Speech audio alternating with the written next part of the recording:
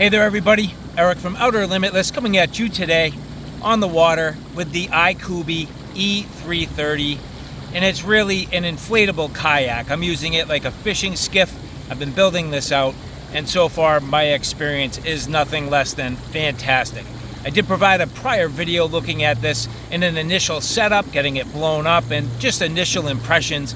Now, in all reality, I did have a little bit of a manufacturing problem with the floor. The floor is an independent piece that had a problem with the seam, but IKuby was amazing. They got right on it. They provided a replacement floor right away and worked with me to get things up and running. So right away, customer service was fantastic.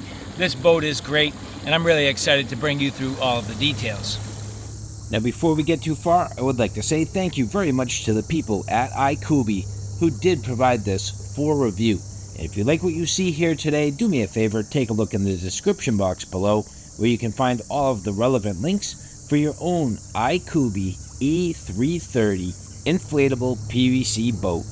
Now, this boat is considered to be a two-person inflatable kayak, armored PVC canoe with a motor mount stern at 130 inches long, 43 inches wide, and 11.8 inches tall. This does offer a nice quality, robust construction, and we'll be able to test it here in a fairly tough situation. A lot of debris, a lot of tight areas, and a lot of things that I could potentially get snagged on. So I'm hoping this boat is going to be more than durable. Now keep in mind, this is capable of supporting up to a 55-pound electric or gas motor. In my particular case, I will be covering a number of these accessories in follow-up videos. So between the battery, the marine-grade battery box, and my electric motor, again, keep an eye out for my future videos. Now, all in all, the boat seems to be tracking okay. I do not have the skeg installed as it's very shallow here. And you can see that I definitely have some tight areas, so I need to be extremely careful for a number of reasons. The prop, and hopefully not running into anything too sharp. Obviously, being an inflatable, I need to go easy. Extremely shallow here, like crazy shallow up against some of this debris, but I'm not really drafting too low, so I mean, I made it right over that, and that's only like 4 inches below the water, so that's a good sign. Just for the sake of the argument, no hands on the controls. Seems to be tracking pretty well. Holding a fairly straight line. I mean, minor adjustments needed from time to time. But yeah, I mean, tracking real well. So, you know, you don't need to keep your hand on the stick the entire time. You can kind of put it into a little bit of cruise control every now and then. It's not a bad thing. Beautiful day. I mean, look at this scenery. Absolutely gorgeous out here. What are probably beaver, but looked like otters. Oh yeah, look at that beaver dam over there. Oh man, I wish I captured them. 2 of them just playing in the sun. Super cool. And that's the thing about being able to get out here. I mean, just seeing things that you otherwise wouldn't see. That was awesome. I really wish I had that on camera. Super cool watching them play. Just a couple of them just bounding in and out of the water. This gives you an example of some of what I'm up against here. So again, taking my time, being extremely careful.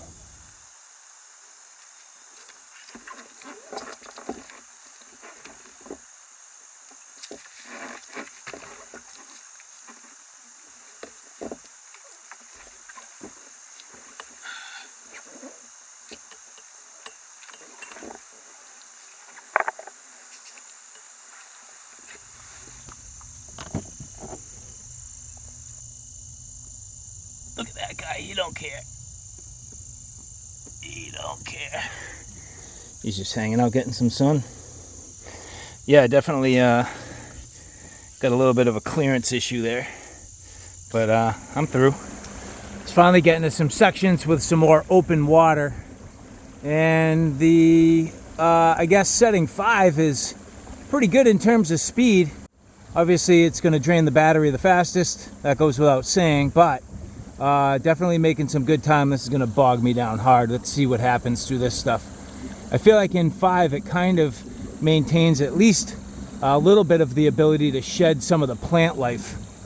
Coming up on a dam. This sucks. So my day is pretty much over right here unless I can figure out a way through this.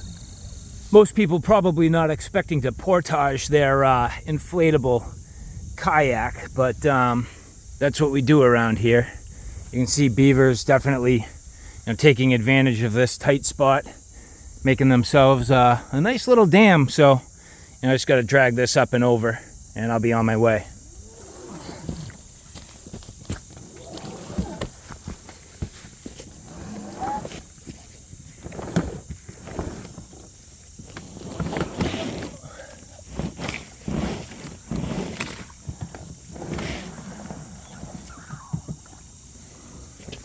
And I mean, this is at least durable enough to be able to do this stuff, at least so far. It'll take a little bit of a beating, but you know what? That's why I have it. There's no doubt it's going to take a little bit to get some precision. Pretty responsive. You can see, it is pretty responsive to my inputs. But, I'm a novice. This is like my first real day figuring things out here. And it's going to take a little bit, but I would say, generally speaking, pretty responsive. Definitely the ability to navigate through these waters, super effective, and I'm, cutting right through the areas that I need to. Are there things that I could do to increase precision and stability? Probably. First off, would the skeg have given me a little more control? Tracking straight, probably. But at the same time, I would have been picking up debris all over the place. And if that's the case, that starts to create drag and altering your course anyway. And there are some times where, I can feel it right there, ran the prop through some vegetation. I mean, there's no avoiding all of this stuff. It just is here. So, my ability to navigate, I would say, is definitely not inhibited by the lack of the skeg. This area is just so sweet.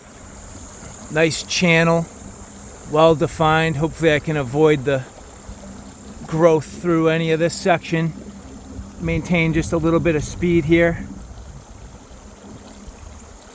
So this is 5. I'm making a pretty good clip. And right away I come across, just a ton of debris. And a major beaver dam. This could be a game changer and the end of my day officially now. I made it past the last one. Let's check this out. This is very misfortunate. This definitely puts pretty much an end to my day, at least for now. With the gear I have, the time I have, and the fact that, that's a good, solid 18 inches, maybe 24 inches difference in the water height, which would be amazing on the backside of that, especially, given the trolling motor. But I just don't have time to deal with this right now. What a beautiful place, though. I mean,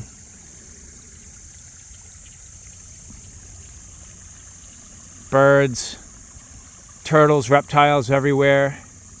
The beaver that I saw earlier. This is fantastic. I mean, what a day to get out here. Leaves are starting to turn, getting into that perfect fall weather. The absolute epitome of the perfect day. How is it for 2 people? It's not too bad, right? Horrible. It moves well. The motor, yeah. All right, so with 2 people. All right, so that's 3, 4. Oh, nope, that's 4. Here's 5. Yeah, this is. So I mean, even with 2 people, this thing moves. yeah, we're boogieing, right? It's pretty sweet. Yeah. Granted, this boat technically is only made for 1, but you can do it. Yeah. And more than enough power, right? Yeah. It's going the same speed with you as it was with me, pretty much. Yeah, it's going pretty quick. Yeah. As I pay attention, way better water down this way. Yeah.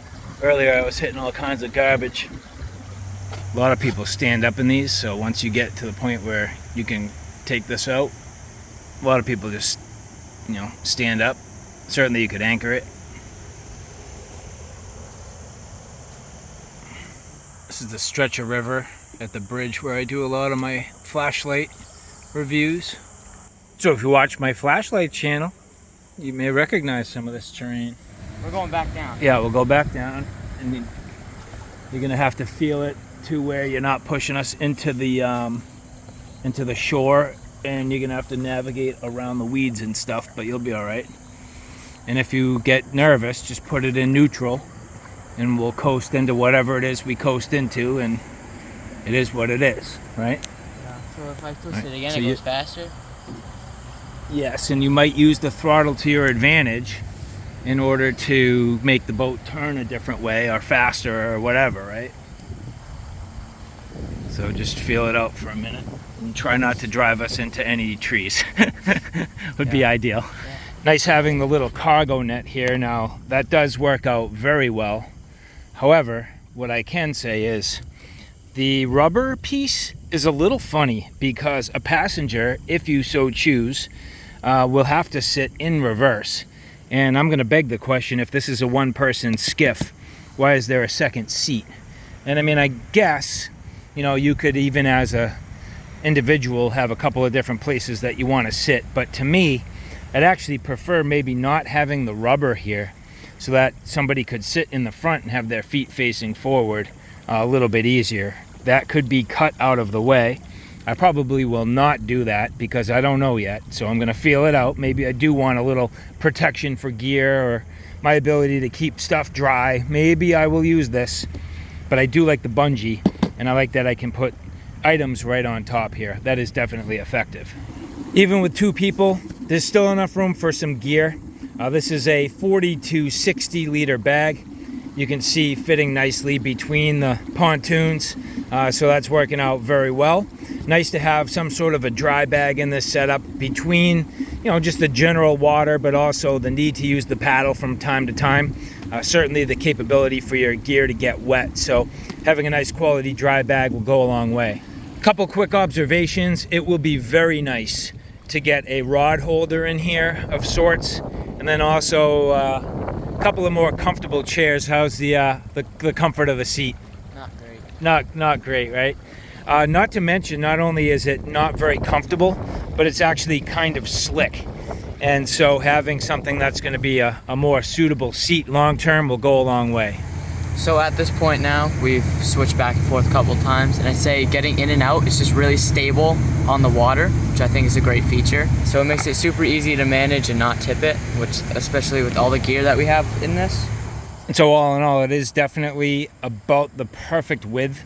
I wouldn't want it much wider because at this width, I am able to make it really easy through tighter areas, and especially on a river like this. You saw some of the places I was trying to make it through earlier. I'd say the width is the perfect balance, literally perfect balance between stability and maneuverability. And so, all right, guys, there you have it. A look at the IKuby fishing skiff, a blow-up or inflatable kayak, but absolutely awesome. I'm thrilled to have it out here. It's performed extremely well. Now, a few key takeaways. First off, the ability for me to actually go through some fairly shallow water. That's an important deal, especially where I am. There's a lot of debris, a lot of logs below, sticks, things that you can hit, and my ability to make it through some tight areas down to about 4 inches of water. Now, granted, I had to take the motor, get it out of the water, and use the paddle, but that was not a big deal at all, and in fact, it was extremely effective. Next, I'm in here with two people. It's pretty much a one-person skiff. I'm here with my son. He's filming me right now, and it's working fantastic. You'll see we're actually moving at a good clip. It's incredibly stable. Now, I haven't used this in any other conditions at this point, so of course, this is my first look, first impressions, maiden voyage, and there will be much, much more to come. So, thank you guys. I appreciate you following along. Thank you to the people at IKuby who did provide this for review. Look in the description box below for where you can find all of the relevant links for your own E330. 100%. You need to get one of these. If you're interested in outdoor water sports, it's a great way to go. Simple, effective, affordable, definitely highly recommended. And so, all right, guys, thanks for stopping by. Take care now. I'll see you soon.